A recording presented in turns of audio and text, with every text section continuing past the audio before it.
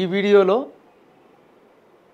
చాలామందిలో కఫంతో బాధపడుతుంటారు, అలర్జీతో బాధపడుతుంటారు, దగ్గుతో బాధపడుతుంటారు. కొంతమందికి ముక్కులో ఎప్పుడు నీళ్ళు కారుతూనే ఉంటాయి. కొంతమందికి డస్ట్ ఏదన్నా బియ్యం చెరిగినటువంటిది ఏదన్నా దాని దుమ్ము తగిలినా, దాని ఘాటు తగిలినా, బయట ఏదన్నా దుమ్ము తగిలినా, ఏదన్నా పర్ఫ్యూమ్స్ అంటే వాళ్ళకి పడనివి ఏదన్నా సెంటు తగిలినా, ఇట్లా ఇంకోటి కొంతమందికి వాతావరణం చేంజ్ అయిపోయినా కానీ వేరే ప్రాంతానికి వెళ్ళి వేరే నీళ్ళు తాగి వాతావరణం చేంజ్ అయినా, ఇంకోటి తలస్నానం చేసి కొంతమందికి ఎప్పుడు ఆ యొక్క ఎండ లేకపోతే తలంతా దిమ్ముగా పట్టేసుకొని అలర్జీలాగా ఫామ్ అయిపోతుంటుంది. ఈ యొక్క అలర్జీ వల్ల వాళ్ళు చాలా ఇబ్బంది పడిపోతుంటారు. తలస్నానం చేయాలన్నా చూసుకొని చేయాలా, ఏదన్నా తినాలన్నా చూసుకొని తినాలా. వర్షాకాలం చలికాలం అయితే చాలా ఇబ్బంది ఉంటుంది. ఎందుకంటే ఈ యొక్క చల్లదనానికి వాళ్ళకు పడదు. కాబట్టి ఇందులో మళ్ళీ కొంతమందికి చల్లదనము అధిక వేడి కూడా బయట తిరగలేరు. అట్లా అంటే శరీరతత్వాన్ని బట్టి ఒక్కొక్కరికి ఒకలాంటి సిమ్టమ్స్ ఉంటాయి. అంటే ఈ యొక్క కఫానికైనా, దగ్గుకైనా, అలర్జీకైనా వీటన్నిటికీ మన ప్రకృతిలో దొరికేటటువంటి కొన్ని మూలికలు ఉన్నాయి. వనమూలికలు, మన ప్రకృతిలో దొరికేటటువంటి కొన్ని మూలికలు, మన ఇంట్లో దొరికేటటువంటి వస్తువులు ఉంటాయి. ఇందులో మనము ఒక రెండు రకాల మూలికలు మన ఇంట్లో వంటింట్లో దొరికేటువంటి ఒక వస్తువుతో ఒక వైద్యం ఎలా తయారు చేసుకోవాలనేది ఈ వీడియోలో మీకు చెప్తాను. అయితే ఈ యొక్క వీడియో మీరు స్టార్టింగ్ నుంచి ఎండింగ్ వరకు క్లియర్గా చూడండి. ఒక బుక్ తీసుకుని నీట్గా రాసుకోండి, ఎట్లా తయారు చేసుకోవాలో క్లియర్గా చెప్తాను. ముందుగా మనకు ఈ యొక్క మనం చెప్పుకున్నటువంటి ఈ యొక్క అన్ని సమస్యలకు మనకు అన్ని మూలికలలో టాప్ మూలిక అంటే ఇంపార్టెంట్ అయినటువంటి మూలిక ఏమంటే అడ్డసరపు ఆకు అంటారు. ఈ అడ్డసరపు ఆకు అనేది మనకు ఎక్కడ లభిస్తుందంటే, ఇది ఎక్కువగా వాగులు ఉంటాయి కదా, అడవులలో నీళ్ళు వారే వాగులు, ఎక్కడన్నా చెరువులు, ఎక్కడన్నా కాలువలు ఉంటాయి, నీళ్ళు ఎక్కువ ఉండే ప్రదేశాలలో ఆ ఒడ్డుకుంటాయి అన్నమాట బాగా. ఇవి ఏంటంటే ఒక కొమ్మ, అది చిన్న మొక్క ఉందంటే ఇంకా ఏపుగా అది పెద్దగా మాన్లకాయ అల్లుకొని పోతుంది, పొదలాగా అయిపోతుంది అన్నమాట. కాబట్టి దీనికి వేరే ఉండాల్సిన అవసరం లేదు. దీని యొక్క చిన్న మనం పుల్ల తెచ్చుకొని నాటుకున్నా కూడా దానికి పెండ పెడితే పైన లాకలు వచ్చి బాగా నీట్గా ఆకులు వచ్చి పెద్దగా పెరిగిపోతుంది అన్నమాట. కాబట్టి ఎక్కడైనా దొరికినా కూడా తెచ్చుకొని మీరు నాటుకోండి. ఈ యొక్క అడ్డసరపు ఆకులు మనం ఏం చేయాలంటే లేత ఆకులు తీసుకోవాలి. లేత ఆకులు తీసుకొని మనము దీన్ని కషాయంలాగా చేసుకునే ఉండేవాటి లేత ఆకులు తీసుకోండి. మరొకటి ఏమిటంటే తులసి ఆకులు, నాటు తులసి. ఇప్పుడు నేను చూపించేది మీకు నాటు తులసి అంటే అడవి తులసి అంటారు దీన్ని. ఇది మనకు ఎక్కువగా అడవి ప్రాంతాలలో ఉంటాయి ఈ తులసి.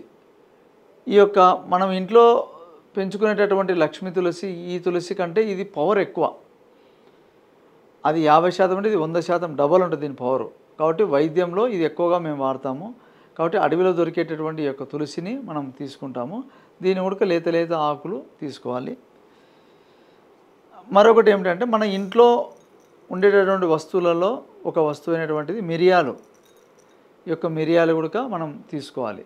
ఈ మిరియాలను చూర్ణం చేసుకోవాలి, చూర్ణం చేసుకుని పెట్టుకోవాలి. ఈ యొక్క ఔషధం తయారు చేసే విధానం చెప్తాను. ముందుగా ఒక పాత్ర తీసుకోండి. తీసుకొని ఆకులు కనీసం అంటే ఈ అడ్డసరం ఆకులు బాగా దండి ఇన్ని ఆకులు తీసుకోవాలి.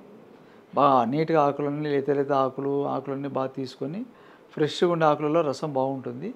తీసుకొని వాటిని బాగా రోట్లో దంచాల, మెత్తగా దంచి పేస్ట్ లాగా తయారు చేయాలి. చేసి ఒక పల్చాని బట్ట తీసుకొని ఆ బట్టలో ఈ యొక్క పేస్ట్ వేసి దాన్ని పిండితే దాని నుంచి రసం వస్తుంది. ఆ రసము మనకు ఒక 1/2 లీటర్ తీసుకోండి. 1/2 లీటర్ రసం తీసుకొని పక్కకు పెట్టుకోండి. రెండోది తులసి ఆకుల రసం. అది ఒక 50 ml 50 ml తులసి ఆకుల రసం. బాగా ఆకులు లేత తులసి ఆకులు బాగా దండి తెచ్చేసుకొని దాని ఆకులు చిన్న లేత రెమ్మలు ఇట్లా ఉంటాయి కదా మనకు. ఈ లేత ఆకులు ఈ రెమ్మలు కూడా వేసుకోవచ్చు. ఈ ఉడక అన్నీ వేసుకొని బాగా మెత్తగా పేస్ట్ లాగా దంచుకోవాలి. దంచి దీన్ని బట్టలు వేసి పిండండి. పావు లీటర్ అడ్డసరం ఆకుల రసము ఒక బౌల్లో పోసి పెట్టుకుంటారు. 50 ml ఈ తులసి ఆకుల రసం ఉంటుంది. మిరియాల పొడి ఒక 2 స్పూన్ల పొడి సరిపోతుంది. దీన్ని మనము రసం రెడీ చేసి పెట్టుకుంటాం కదా, ఒక బౌల్ తీసుకొని పొయ్యి మీద పెట్టుకొని ఈ యొక్క ఆకుల రసం అడ్డసరం ఆకుల రసం పోసి చిన్న మంట మీద ఉడుకుతుండాలి అవి. అప్పుడు ఒక 5-10 నిమిషాలు అది ఉడికేటప్పుడే ఈ తులసి ఆకుల రసం కూడా అందులో వేసేయాలి. తర్వాత మిరియాల పొడి 2 స్పూన్ల మిరియాల పొడి అందులో వేయాలి. వేసి ఇది బాగా కలపాల. కలిపి చిన్న మంట మీద బాగా ఉడకాల. ఒక 10 నిమిషాలు బాగా చిన్న మంట మీద ఉడికి ఆ మూలికలలో ఉండేటటువంటి ఆ యొక్క వాటర్ అంతా డ్రై అయిపోయి ఆ మూలికలో ఉండే బలం అనేది మన కషాయం రూపంలో ఒక మందులాగా తయారవుతుంది చిక్కగా. ఇందులో మనము ఒకవేళ షుగర్ ఉండేవాళ్ళైతే డైరెక్ట్ తీసేసుకోవాలి తాగడం. షుగర్ లేని వాళ్ళైతే తేనె కలుపుకోవచ్చు. తేనె ఎంత కలుపుకోవాలి? మనకు ఒక చిన్న కప్ అంతా, ఒక పావు లీటరు మొత్తం మందు తయారయ్యింటే దానికి ఒక 100 ml తేనె కలుపుకోవచ్చు. ఇదంతా ఒక సిరప్ లాగా, ఒక సూప్ లాగా తయారవుతుంది అన్నమాట. ఒక మందులాగా ఔషధంగా చిక్కగా తయారవుతుంది. దీన్ని మనం ఏం చేయాలి? ఒక సీసాలో, గాజు సీసాలో భద్రపరచుకోవాలి. చల్లగైనాక సీసాలో భద్రపరచుకొని, ఇది వాడే విధానం ఎలాగంటే ప్రతిరోజు ఉదయం మీరు ముఖం కడుక్కున్న వెంటనే, బ్రష్ చేసిన వెంటనే పరగడుపున, ఖాళీ కడుపున ఏం తినకుండా ముందు మనం ఈ యొక్క ఔషధం తయారు చేసి పెట్టుకుంటాం కదా ఒక చోట, దాన్ని ఏమీ ఫ్రిడ్జ్లో పెట్టాల్సిన అవసరం లేదు. మనము కషాయం చేసి పెట్టుకుంటాం కాబట్టి అంటే బాగా నీట్గా ఉడికింటుంది కాబట్టి మనకు ఫ్రెష్గా ఉంటుంది. ఒక 10 రోజుల వరకు మనకు చెడిపోదు. 10 రోజుల వరకైనా కానీ మనకు చెడిపోదు, ఎక్కువ రోజులు నిల్వ ఉంటుంది. ఎందుకంటే ఉడకబెట్టింటాం కాబట్టి. మనం సీసాలో వేసి పెట్టుకుంటే ఏం కాదు. ప్లాస్టిక్ దానిలో వేసి పెట్టకూడదు. అట్లా వేసి పెట్టుకున్నది రోజు ఏం చేయాలంటే పొద్దున్న లేచిన వెంటనే పరగడుపున ఒక ½ గ్లాస్ గోరువెచ్చని నీళ్ళల్లో ఒక టీ స్పూన్ ఈ యొక్క ఔషధాన్ని అందులో వేసేసేయాలి. ఎక్కువ ఏళ్ళ నుంచి బాధపడుతున్న వాళ్ళకు సమస్య ఎక్కువ ఉంటే 2 టేబుల్ స్పూన్లు వేసేసుకోండి, కలుపుకోండి. పొద్దునే ఎర్లీ మార్నింగ్ పరగడుపున తాగేసి ఒక అరగంట సేపు పేపర్ చదువుతారో, వాకింగ్ చేసుకుంటారో, ఒక గంట సేపు గ్యాప్ ఇవ్వండి. తర్వాత మళ్ళీ అంటే ఒక గంట సేపు వరకు టీలు కానీ టిఫిన్ కానీ ఏం తినద్దండి. ఒక గంట గ్యాప్ ఇవ్వడం వల్ల ఏమవుతుందంటే మొత్తం బాడీలోకి మొత్తం పోయి ఔషధం పట్టుకుంటుంది. ముందుగా ఈ ఔషధం ఎవరైతే వాడాలనుకుంటున్న వాళ్ళు ముందు కడుపు క్లీన్ చేసుకోండి ఫస్ట్. ఎందుకంటే మనం ఎన్నో ఏళ్ళ నుంచి తిని కడుపు లోపల పేగులలో మలం అంతా పేరుకపోయి ఉంటుంది. ఆ యొక్క మలం అంతా క్లీన్ అయిపోవాలి. మనం బట్టలు ఎట్లయితే నీట్గా క్లీన్ చేసుకుంటామో అట్లా ఈ కడుపులో ఉండేటటువంటి లోపల జీర్ణశక్తి, పేగులు, పెద్ద పేగు, చిన్న పేగు అన్నీ నీట్గా మనం క్లీన్ చేసుకుంటే మోషన్ పోయిన తర్వాత ఈ యొక్క ఔషధం అనేది మనం పొద్దున, సాయంత్రం 2 పూట్ల వాడుకుంటూ రావాలి.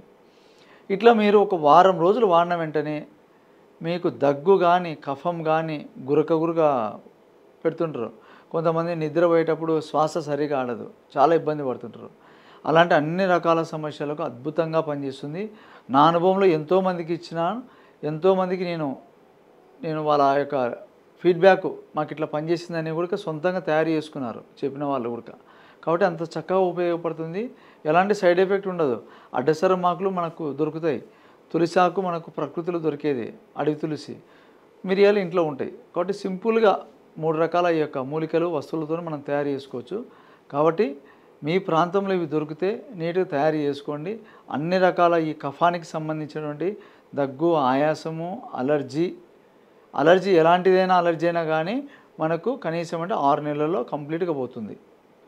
కాబట్టి ఈ యొక్క అలర్జీ కానీ, దగ్గు, ఆయాసం, కఫం ఉండేవాళ్ళు వీళ్ళు తినని పదార్థాలు ఏంటంటే చల్లని వస్తువులు అసలు ముట్టుకోకూడదు.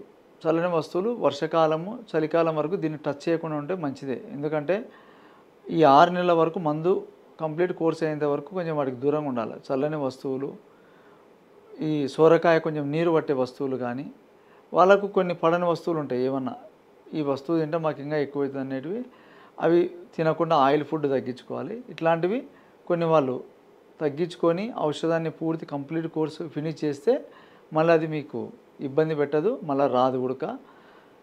ఈ విధంగా మీ అందుబాటులో ఉండేటటువంటి ఈ మూలికలు మీరు తెచ్చుకొని చేసుకొని మీ యొక్క రెస్పాన్స్ ఎలా ఉంది మాకు చెప్పండి. ఒకవేళ ఈ ఔషధం మీరు చేసుకోలేకపోయినా కూడా మీకు నేను పంపించగలుగుతా. కాబట్టి కొరియర్ ద్వారానే మేము పంపించగలుగుతాము.